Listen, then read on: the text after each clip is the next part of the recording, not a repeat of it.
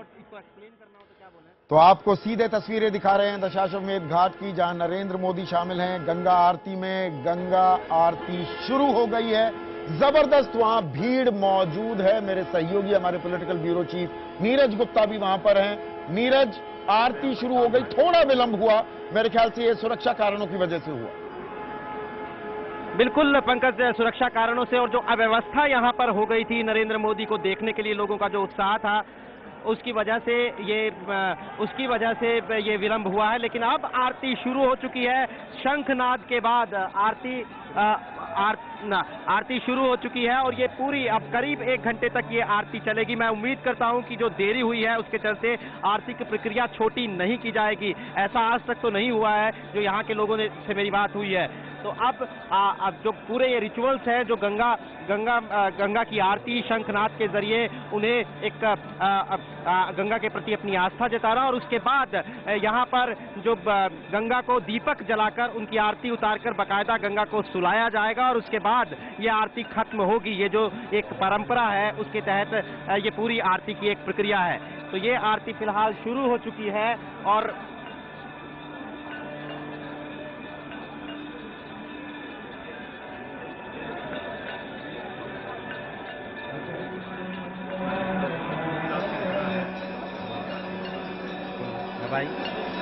आइए, अब आइए।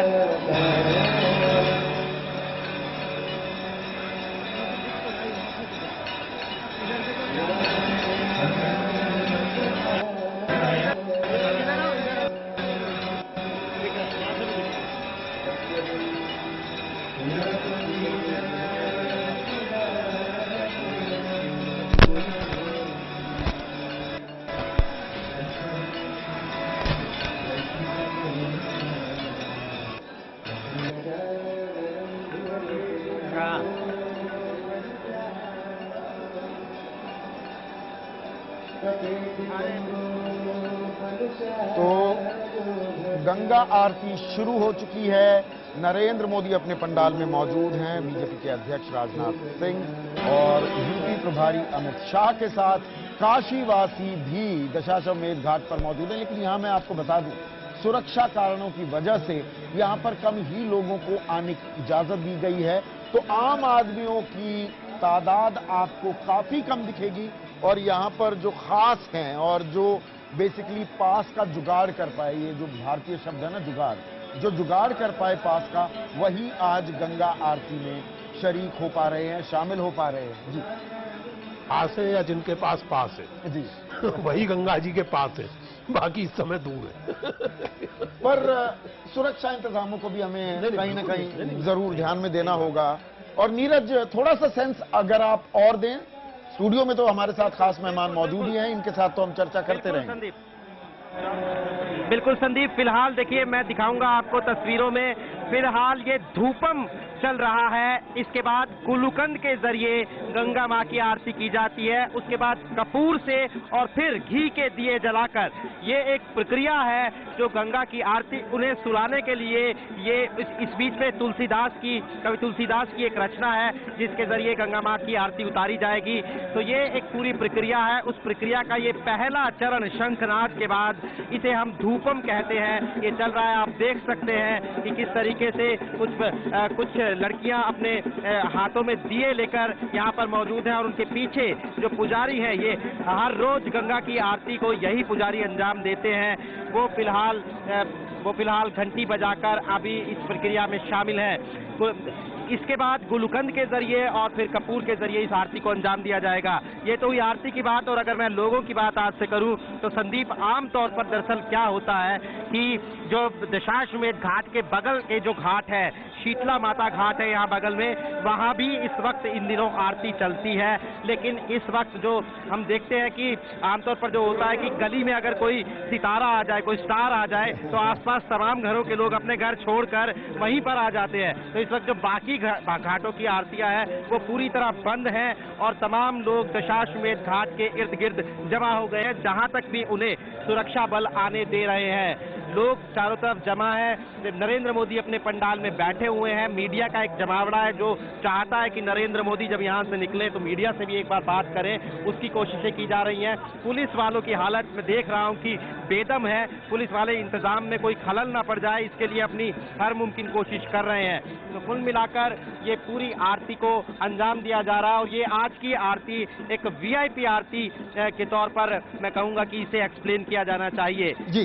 तमाम लोग जो यहाँ मौजूद हैं उनकी निगाहें जो हैं वो आरती स्थल से ज्यादा नरेंद्र मोदी के पंडाल की तरफ हैं। लोग देखना चाहते हैं नरेंद्र मोदी की हर हरकत को, नरेंद्र मोदी क्या कर रहे हैं और आरती के बाद क्या वो संबोधित लोगों को करेंगे। जी संदीप। और आपने बताया कि गुलकंद की भी फिर आरती होगी, फिर कपूर से होगी।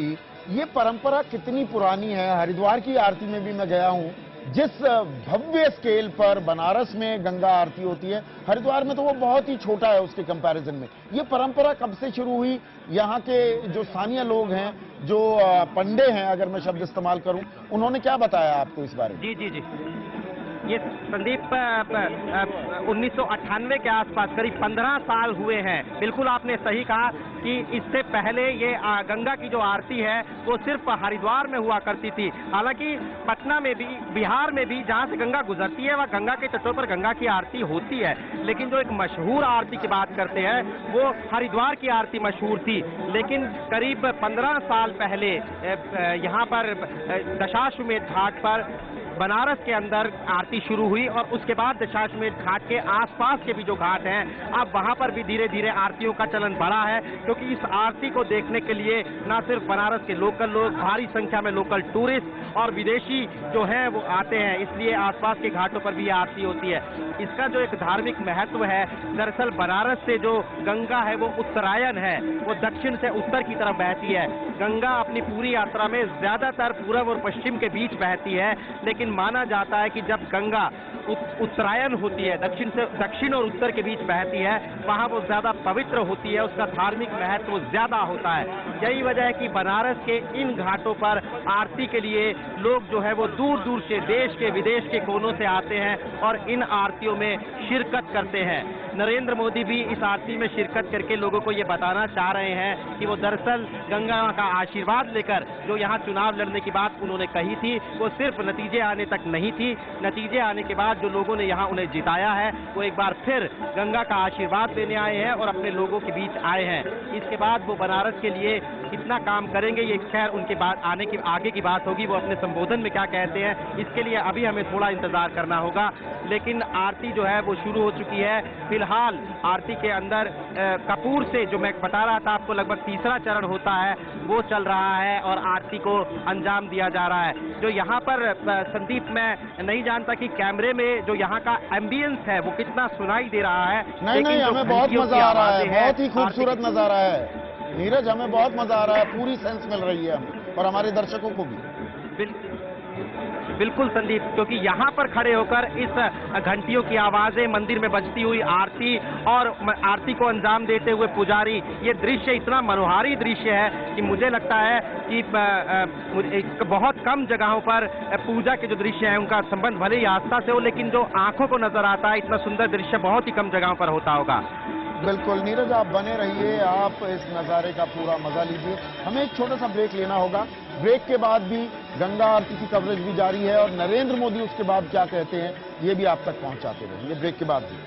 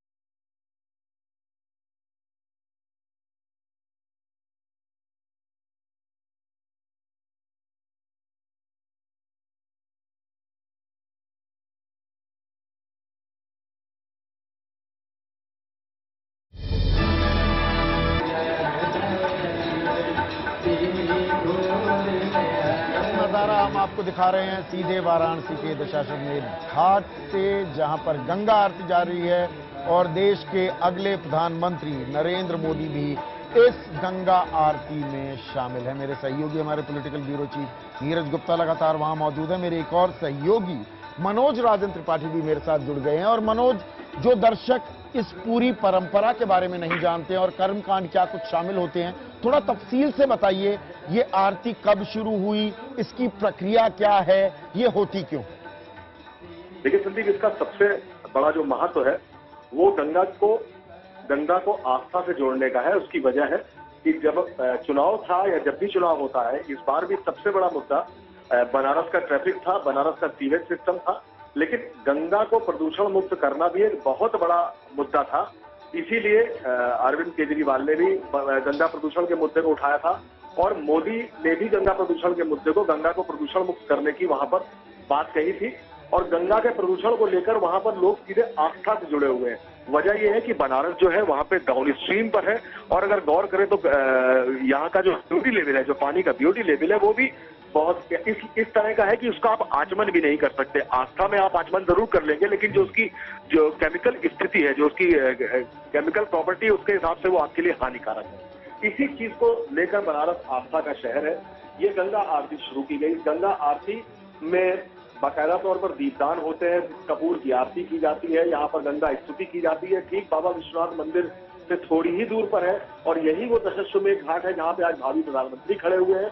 उसकी महत्ता, उसकी इंपॉर्टेंस इसलिए बढ़ जाती है कि अब यहाँ के बनारस के लोगों को शायद ऐसा कुछ संदेश जाए कि अब गंगा प्रदूषण मुक्त हो सकती है, क्योंकि चाहे वो जापानीज हेल्प मिली हो जायका के तहत, चाहे वो इंडो डच नीदरलैंड के में इंडो डच योजना के तहत पैसा मिला हो, 2200-2300 करोड़ रुपए पिछले 15-17 साल में मिल चुका है, लेकिन गंगा प्रदूषण मुक्त नहीं हुई। उसका बीओडी लेवल केमिकली आज भी उस लेवल पे है कि उसमें आर्सेनिक और लेड पाया जाता है, उसमें क्रोमियम पाया जाता है, जिसकी वजह कानपुर की टेंडीज है।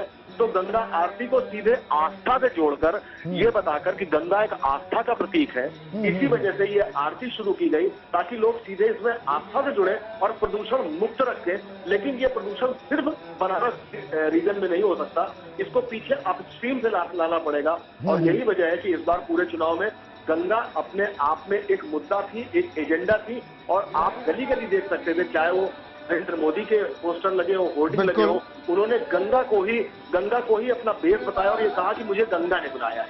तो गंगा की सफाई के लिए ये आरती शुरू हुई है। एक लाइन में इस आरती का महत्व आपको बताएं। गंगा मैली होती जा रही है और ये इस फिनोमेना को थोड़ा समझाइए विनय, कि एक आम आदमी की आस्था जुड़ी है गंगा से, उसे मैया कहते हैं। मालूम है कि गंगा मैली हो रही है। कुंभ में भी मुझे ध्यान पड़ता है, लोग लाखों की तादाद में पहुंच जाते हैं डुबकी लगाने।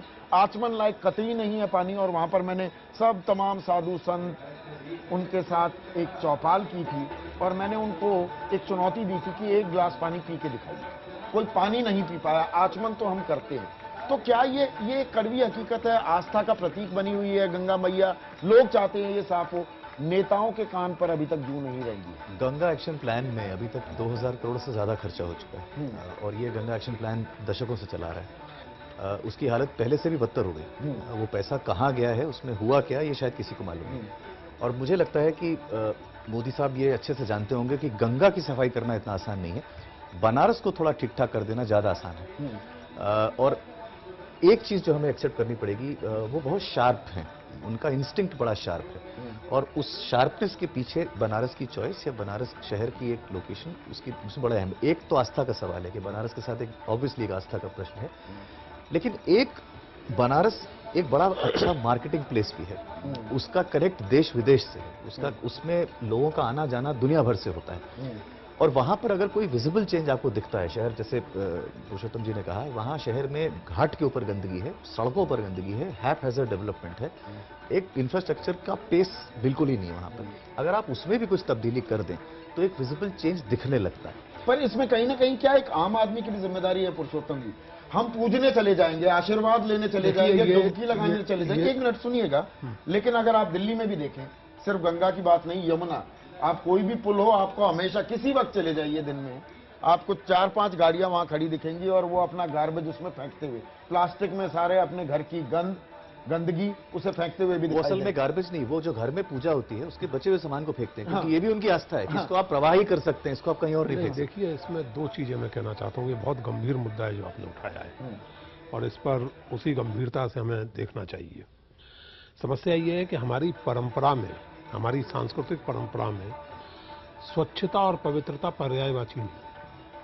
स्वच्छता एक चीज है जिसकी हम परवाह नहीं करते, पवित्रता को हम बहुत महत्व देते हैं, और पवित्रता का प्रतीकात्मक एक्सप्रेशन, पवित्रता की धारणाएं, जैसे आचमन करना एक पवित्र कर्म है, लेकिन वो जल साथ साथ स्वच्छ भी हो जिससे आप आचमन करते हैं, इस पर आपका ध्यान नहीं एक है। छोटी सी बीच में इंटरजेक्शन करूंगा, पर स्वच्छता पर तो हम इतनी तरजीह दिया करते थे, हड़प्पन सिविलाइजेशन उसकी गवाह है। नहीं, सुनिए, हड़प्पन सिविलाइजेशन भाई साहब 5000 साल वो बातें भूल गए, पवित्रता में घुस गए। तो स्वच्छता और पवित्रता में एक स्वच्छता और पवित्रता हमारे यहाँ अनफॉर्चुनेटली पर्यायवाची नहीं है। हाँ, हाँ। आप मंदिरों को देख लीजिए, साधारण मंदिर को देख लीजिए, पवित्रता का कॉन्सेप्ट है। शिवरात्रि के दिन आप जाइए किसी भी मंदिर में या किसी भी त्योहार के दिन, तो गर्भगृह में घुसना मुश्किल होता है, क्योंकि सारा पानी, दूध, फूल, पत्ते सब वहां पड़े रहेंगे। 4-5 घंटे बाद किसी को सूझेगी, अगर मंदिर प्रबंधक को, तो सफाई होगी, नहीं तो नहीं होगी। एक समस्या ये है। लेकिन दूसरी जो अच्छी बात है वो ये कि धीरे धीरे इन चीजों के प्रति लोगों में चेतना आ रही है। अब जैसे आप देखेंगे विभिन्न कॉलोनियों वगैरह में, जो पहले होता था कि प्रतिमा है या पूजा की सामग्री है उसका प्रवाह ही होना चाहिए, अब आप देखेंगे कि लोग पीपल के पेड़ के नीचे छोड़ देते हैं बजाय प्रवाह करने के। काली पूजा के दौरान जो दुर्गा प्रतिमा वगैरह की इसका प्रभाव होने की बात होती है, इस पर भी ये बातें होने लगी हैं कि आप कम से कम कीजिए। ये चेतना थोड़ी सी आई है, बहुत ज्यादा नहीं आई है। और जब तक ये चेतना नहीं होगी, और जो दूसरी बात जो मैं कह रहा था कि हमारी आधुनिकता में भी समस्या है, केवल आस्था की समस्या नहीं है, हमारा सिविक सेंस वाकई कम है। मैं सिगरेट पी रहा हूँ, पैकेट में सिगरेट खत्म हो गई, मैं गाड़ी का शीशा नीचे करूंगा और पैकेट बाहर कर, और मुझे कहीं कुछ अटपटा नहीं लगेगा ये करते हुए। और ये अपने देश में हम खूब करेंगे, जो लोग विदेश में आप नहीं कर सकते, यहाँ करने नहीं दिया जाता। हम करेंगे कि यहाँ के तो हम हैं सिकंदर, यहाँ के राजा हम हैं, केवल बाहर जाएंगे तो थोड़ा नहीं, मैं जुर्माना भी होगा ना। आप कभी जुर्माना भी होगा जो पुरुषोत्तम जी ने कहा, अगर एक डस्टबिन लगा भी होगा हाँ, तब भी लोग उसके बाहर ही डालते हैं। हाँ, डस्टबिन लगाए उसके अंदर ही डालेंगे। सिगरेट का पैकेट जो है डस्टबिन में, यानी कृपा करके एक केवल 6 इंच हाथ आगे नहीं बढ़ाएंगे आप, वो बगल में डाल देंगे। अजय, ये आदत है। इसमें हमारा सिर्फ एक चीज कहना सिविक था सेंस कि की कमी। रिवर में जो रिचुअल्स होते थे, नहाना, इससे रिवर में दिक्कत नहीं हुई है। मतलब आम आदमी जो जाता था नहाने और नहा के आता था, उससे नहीं हुआ है। इंडस्ट्रियल ज्यादा दिक्कत हुई है। इंडस्ट्रीज ने इतना गंदा किया है ना, और आपको रोकना है इंडस्ट्रीज को। हमारी अगर धारणा है कि हम उसमें जाते हैं और बात करते हैं उसमें, बिल्कुल ठीक बात। उससे दिक्कत नहीं हुई है, क्योंकि ये इतने सालों से होता आ रहा है। और उसकी वजह से और शहरों के जो नाले हैं, शहरों के नाले जो है शहरों के, वो उन्होंने किया है इसको, आम आदमी ने नहीं किया है। आम आदमी की रिवर के लिए अभी भी धारणा अच्छी है, और वो चाहता है कि रिवर अच्छी रहे। इसमें सरकारी नीति भी कहीं प्ले में आती है क्या? दिन मैं एक किताब पढ़ रहा था, TSR सुब्रमण्यम साहब की, बड़ी कमाल की किताब मुझे लगी है, रोड टू गुड गवर्नेंस। वो उदाहरण दे रहे थे जिस इलाके के में वो रहते थे, तमिलनाडु से आते हैं, बचपन जहां उन्होंने बताया कि वहां एक शानदार नदी थी, उस नदी से ही एक नाला निकलता था, और उसको तैर कर पार कर वो अपने स्कूल जाया करते थे। फिर वो बताते हैं कि मैं अभी 10-12 साल पहले उन्हें चीफ गेस्ट बनाया गया वहां के पास के एक टाउन में। वहां गए तो वो नदी और वो नहर देखने चले गए, तो पता लगा वो एक नाला क्या ट्रिकल मात्र रह गई है, और उसमें दुर्गंध, बदबू, भरमार। और उसकी कंपैरिजन वो करते हैं कि कहां हम गलत हैं और देश कहां हमसे आगे हैं। कि अमेरिका में, कि मैं 30 साल पहले टेनेसी नदी देखी मैंने, तो वो अगर किलोमीटर भर लंबी या चौड़ी थी और गंगा से कम थी, मैं 20 साल बाद जाता हूं तो वो और चौड़ी होती चली जाती है। गंगा बिल्कुल एक नाला है, लेकिन जब वो बंगाल की खाड़ी में जाएगी तो वो पानी बेइंतहा हो जाता है। वहां पर टेनेसी जब ओशन में जा रही है वो ट्रिकल हो जाती है। उन्हें मालूम है पानी इस्तेमाल कैसे करना है, हम शायद सोचते भी नहीं है इन बारों में। संदीप, मैं बहुत दुख के साथ एक बात याद करना चाहता हूं, जो आपने सुब्रमण्यम साहब की बात याद की। फ्रैंकफर्ट नगर जर्मनी के औद्योगिक और व्यापारिक केंद्रों में से है, बल्कि सबसे बड़ा औद्योगिक और व्यापारिक केंद्र है। माइन नदी उस नगर के लगभग बीचों बीच बहती है।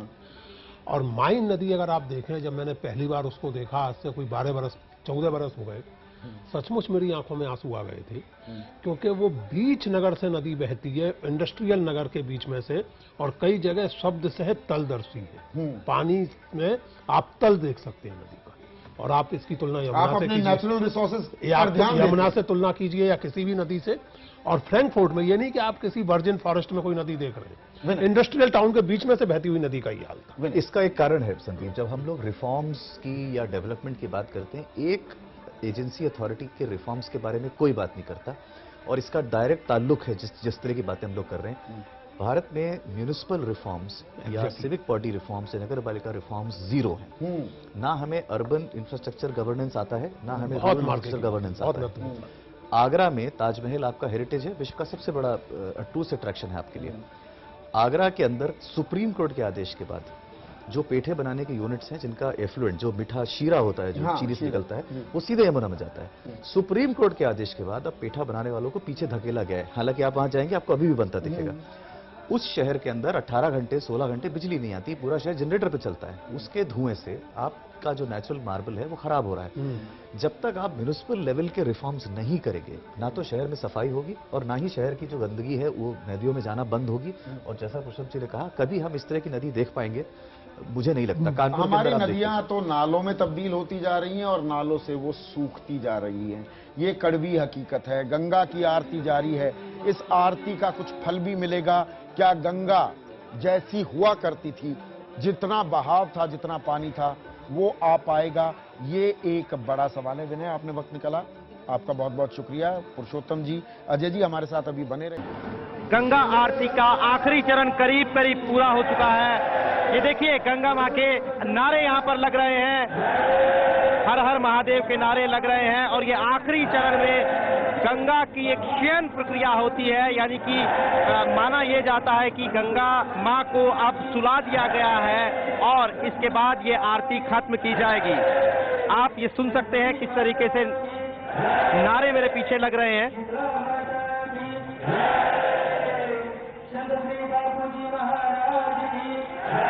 अब ये आरती पूरी हो चुकी है। अब मंच पर मौजूद जो पंडाल, वीआईपी पंडाल है, वहां पर नरेंद्र मोदी, अमित शाह, राजनाथ सिंह और बीजेपी उत्तर प्रदेश के नेता लक्ष्मीकांत वाजपेयी तमाम और इसके अलावा बीजेपी के कई दूसरी नेता मौजूद हैं।